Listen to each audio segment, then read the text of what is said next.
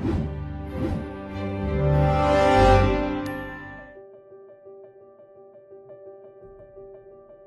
Guys, welcome back to Bright Gen education. Last video में हमने सीखा था जब बिजनेस परचेस करता है कोई सामान या एसेट कैश और उधारी पे, यानी कि कैश और क्रेडिट ट्रांजैक्शन पे। मैंने आपको छोटा सा हिंट दिया था। क्रेडिट ट्रांजैक्शन हम लोग ऐसे पहचान सकते हैं, अगर उस ट्रांजैक्शन में किसी इंसान का नाम आया, परचेज या सेल के ट्रांजैक्शन में अगर किसी इंसान का नाम आया तो फॉर श्योर वो एक क्रेडिट ट्रांजैक्शन है, अनलेस अदरवाइज उसके आगे या पीछे कैश ना लिखा हो। लास्ट वीडियो में हमने सीखा था परचेस के कैश और क्रेडिट ट्रांजैक्शन। इस वीडियो में हम सीखने जा रहे हैं सेल के कैश और क्रेडिट ट्रांजैक्शन, यानी कि जब बिजनेस सामान बेचता है या कोई एसेट बेचता है तब बिजनेस की जर्नल एंट्री कैसे होगी, बिजनेस के बुक्स में वो चीज़ें कैसी रिकॉर्ड होंगी, वो आज हम सीखने वाले। तो चलो चालू करते इस टॉपिक को। सबसे पहला जो क्वेश्चन है that is sold goods of 30,000। सबसे पहले यहाँ पे एक वर्ड है सोल्ड और दूसरा वर्ड जो हमें एक आइडेंटिफाई करना है वो कैश। ध्यान रखो ये 30,000 कैश को डिनोट कर रहा है। सोल्ड यानी कि बेचना। जब सामान बेचेंगे तो अपने पास पैसा आएगा, इसका मतलब सोल्ड या सेल इनकम होती है और इनकम हमेशा नॉमिनल अकाउंट का पार्ट होता है। ये कैश आपको पता चल गया रहेगा अब तक, कैश एसेट होता है और कैश रियल अकाउंट का पार्ट है। ध्यान रखना, रियल अकाउंट का रूल ये कहता है कि debit what comes in, credit what goes out. अगर सामान बेचेंगे, फॉर एग्जाम्पल अगर ये पेंसिल मैं बेच दूं तो मेरे पास क्या आएगा, पैसा। In this case cash will come in the business, hence the entry will be, first में लिखेंगे कैश अकाउंट डेबिट, क्योंकि डेबिट व्हाट कम्स इन पैसा आएगा, और टू सेल्स। यहाँ पे ध्यान दो, गुड्स बेचा स्पेसिफाई नहीं किया, इसलिए गुड्स के पहले वाला जो शब्द है सोल्ड वो पास्ट टेंस में, बट हमने इसे प्रेजेंट टेंस में लिखना है सेल्स करके। यहाँ पे क्रेडिट कर देंगे सेल्स अकाउंट, और अमाउंट कितनी है 30,000 डेबिट व्हाट कम्स इन, और यहाँ पे जो रूल लग रहा है that is credit all income and gains. इसका जो नरेशन है वो क्या आएगा, बीइंग गुड्स सोल्ड।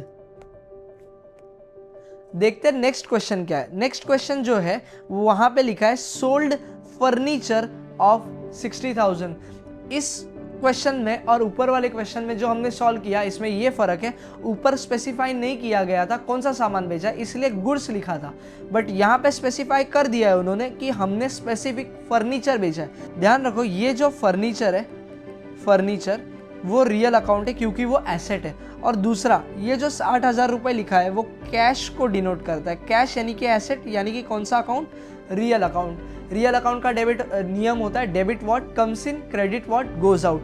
अगर हम फर्नीचर को बेच रहे तो अपने बिजनेस से फर्नीचर चला जाएगा, it means furniture will go out from business. तो एंट्री कैसे रिकॉर्ड होगी, क्रेडिट में फर्नीचर आएगा क्योंकि फर्नीचर बिजनेस में से बाहर जा रहा है, और बिजनेस में फर्नीचर के रिटर्न में क्या आ रहा है, कैश। तो यहाँ लिखेंगे कैश अकाउंट डेबिट, और ये जो फर्नीचर है वो कितने रुपए का है, 60,000 ईच। तो पैसा 60,000 आएगा और फर्नीचर की कीमत कितनी है, 60,000। यहाँ पे जो नरेशन लिखेंगे ये लिखेंगे बीइंग फर्नीचर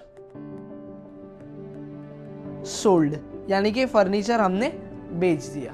नेक्स्ट जो क्वेश्चन है that is sold machinery of 75,000 to Madan.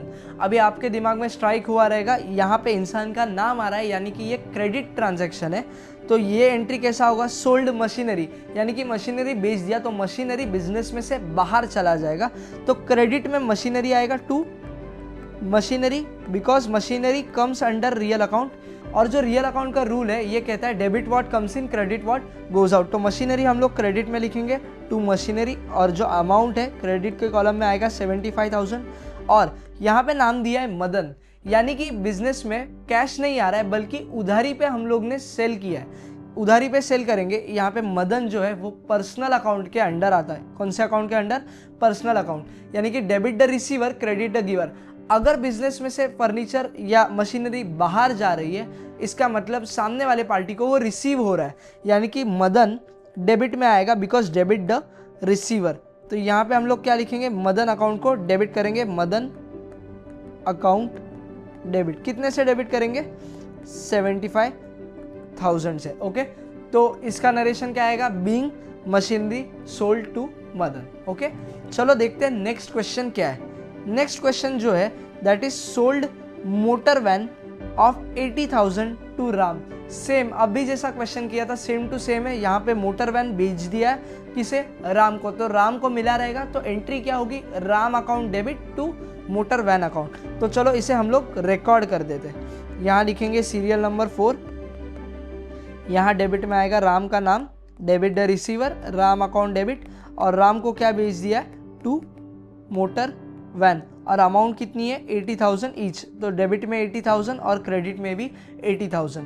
Next जो क्वेश्चन है हमारा, जैसे पिछले वीडियो में लास्ट क्वेश्चन था, सिमिलरली यहाँ पे लिखा है सोल्ड गुड्स, स्पेसिफाई नहीं किया है तो सेल्स ये शब्द इस्तेमाल करेंगे। Sold goods of 60,000 on cash to Mahesh. यहाँ पे नाम तो दिया है इंसान का, बट नाम के पहले कैश लिखा है, यानी कि ये ट्रांजैक्शन कैश में हुआ है। ये जो महेश नाम है ये खाली कंफ्यूज करने के लिए दिया है, तो इसकी एंट्री नॉर्मली होगी, क्या होगी इसकी एंट्री, यहाँ पे डेबिट में कैश लिखेंगे, cash account debit, because debit what comes in cash आएगा और अपने से क्या चला जाएगा, गुड्स, बट गुड्स ये शब्द नहीं लिख सकते, उसको रिप्लेस करना पड़ेगा सेल्स ये शब्द से।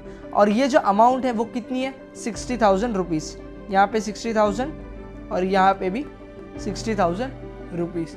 तो ये था सेल ऑफ एसेट्स और goods on cash and credit transaction. अगले लेक्चर्स में अगला कॉन्सेप्ट कवर हो जाएगा। Thank you.